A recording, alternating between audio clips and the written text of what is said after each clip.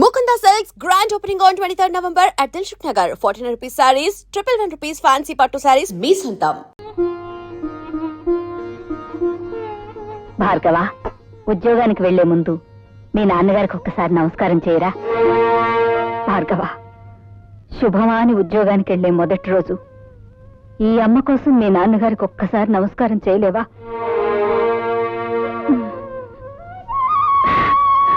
త్వరగా రావుకాలం వచ్చేస్తుంది.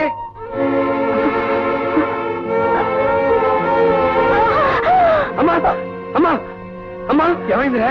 ఏమైందో తెలీదురా. అమ్మా, కంగారు పడు, ముందు హాస్పిటల్ తీసుకెళ్దాం. మళ్ళా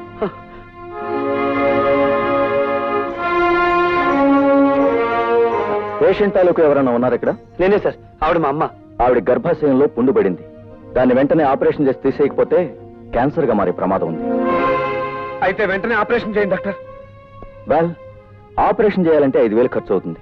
వెంటనే 3,000 కట్టాలి. డాక్టర్, గంటలో ప్రపంచం యొక్క భౌతిక స్వరూపం ఎలా ఉంటుందో చెప్పగల మేధస్సు ఉంది మావాడికి. కానీ గంటలో అన్ని వేలు అప్పు తేగల సామర్థ్యం లేదు డాక్టర్. అయితే ఆపరేషన్ జరగదు. ఆపరేషన్ జరగకపోతే ఆవిడ సరిపోతుందన్నారుగా. ఆవిడ చావు బతుకులతో మాకు సంబంధం లేదు.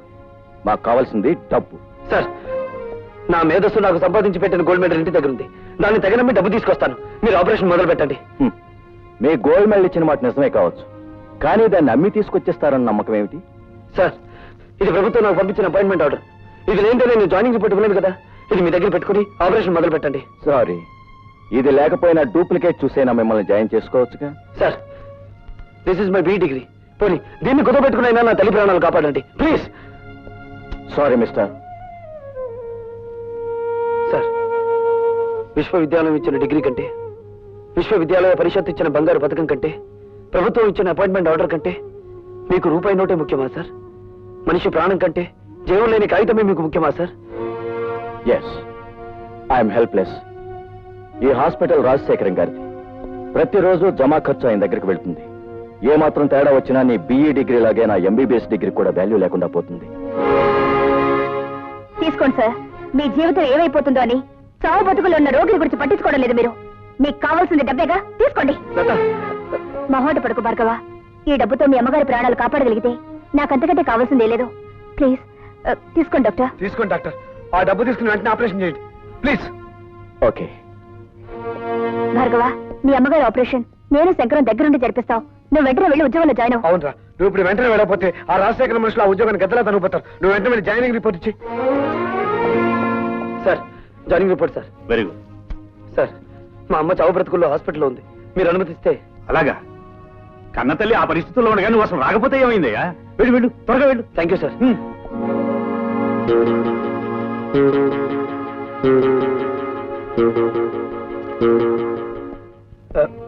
Excuse me doctor. ఏం మాట్లాడకుండా వెళ్ళిపోతున్నారే? శవాన్ని బయటికి తీసుకొస్తున్నారు, వెయిట్ చేయండి.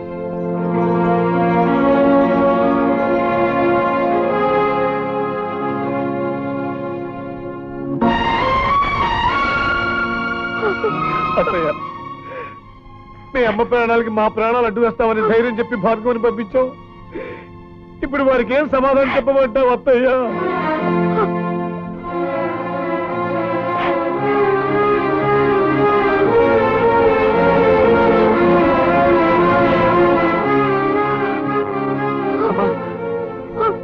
అమ్మా అమ్మా అమ్మా, మీ అమ్మగారి ఆఖరి చూపు కూడా నీకు దక్కకుండా చేశావు. నన్ను క్షమించు. లత, నాతో ఆడుకోవడం విధికి అలవాటైపోయింది. కన్నీళ్లు కాటికి వెళ్లి అమ్మ ప్రయాణాన్ని ఆపలేవు.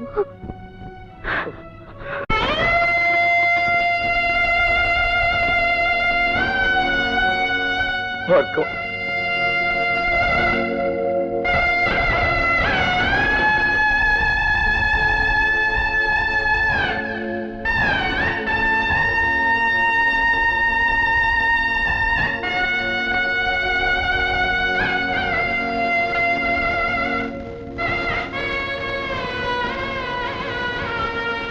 అన్ను ఆ కొత్త ఇంజనీర్ గారు సంతకం పెట్టకపోతే మన తూముల డబ్బంతా దొప్పినట్టారా? అబ్బా, ఏమిట్రా ఆ భాష? అమెరికా నుంచి వచ్చిన తర్వాత నీ భాష బొత్తిగా చెడిపోయింది. నా లాంగ్వేజ్ సరే, అన్ని మన గ్యారేజ్ లో తెచ్చుకునేదట అమ్ముడు పోడంటావా? వాడు అమ్ముడు పోయేవాడు కాదురా, అమ్మని పోగొట్టుకున్నవాడు అది మన ఆసుపత్రిలో. ఆ ఆక్రోషంలో తప్పకుండా మనకి నష్టం తలపెట్టడానికే చూస్తాడు. అయితే మనం బ్యాటరీ ఈజీ చేసుకుని కూకుంటామేనా? సామ దాన భేద దండోపాయాలు ఉపయోగించి వాడి చేతే మన ఫైలు మీద సంతకం పెట్టిస్తాను. శంకర్, మా అమ్మ శవాన్ని వల్లకాటికి మోయడానికి నలుగురు కావలసిన వాడు కూడా లేని అనాథనరా నేను. నాకింత సహకరించిన నీకు.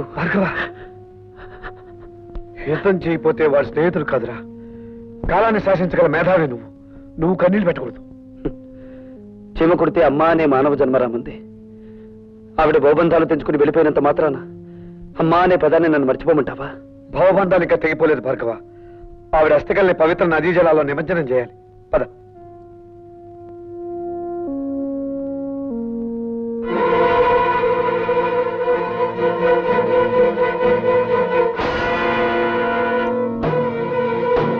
మొదటి ప్రపంచ యుద్ధం ఎందుకు వచ్చింది? ఒక డాక్టర్ నిర్లక్ష్యం వల్ల.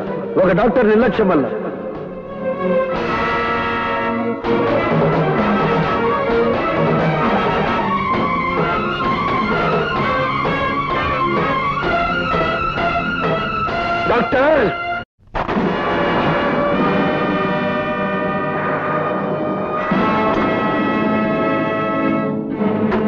డాక్టర్, ఒక రోగి ఒంట్లో జ్వరం ఎంతుందో తెలుసుకోవడానికి నీకు థర్మోమీటర్ అవసరం కలగచ్చు. ఒక పేషెంట్ ఒంట్లోని రక్తపు పోటును రీడ్ చేయడానికి నీకు బీపీ అపారటస్ అవసరం ఉండొచ్చు. కానీ మా అమ్మను నువ్వే చంపావని చెప్పడానికి నాకు థర్మోమీటర్ అక్కర్లేదు, బీపీ అపారటస్ అంతకన్నా అవసరం లేదు. నీ ముఖానికి పెట్టిన చెమటే చెప్తుంది నువ్వు ఆ తప్పు చేశావు అని. మా అమ్మ కడుపులో నుంచి బయటపడ్డప్పుడు నేను ఎలా ఉన్నానో నేను చూడలేదు. కానీ బూడిదైపోయిన మా అమ్మ కడుపులో నుంచి బయటపడ్డ ఈ కత్తెరను చూశాను. దీన్ని నువ్వే ఆవిడ కడుపులో పెట్టి మర్చిపోయి కుట్లు కుట్టేశావు కదూ? నన్ను చంపొద్దు. ఏ, నీ ప్రాణం మీద నీకు అంత తీపిగా ఉందా?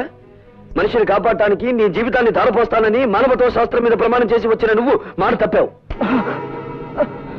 అందుకే నేను మానవత్వ పంచులు దాటి నలరూప రాక్షసుడుగా మారి మా అమ్మను అన్యాయంగా మట్టిలో కలిపిన నిన్ను మట్టిలో కలిపేస్తాను.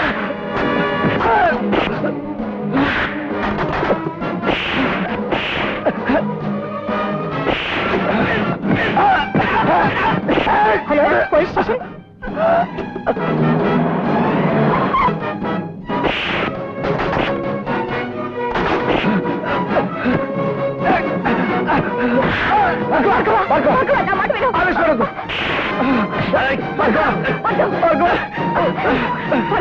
వదలండి, నన్ను ఆపకండి. కనిపించే దేవుళ్ళు అనుకునే డాక్టర్లకే మచ్చ తెచ్చి నీచుడిని చంపనివ్వండి. నా తల్లిని అన్యాయంగా చంపిన వీడికి నన్ను శిక్ష వేయనివ్వండి.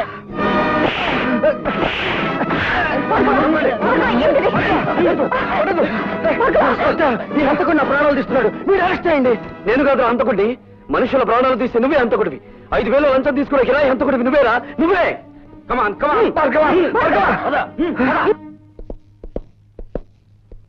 ఇన్స్పెక్టర్, ఆర్ఎస్ నర్సింగ్ హోమ్ లో ఎవరో డాక్టర్ ని హత్య చేయబోయారట. ఎస్ సార్, అతను అరెస్ట్ చేసి తీసుకొచ్చాం. పిలిపించు.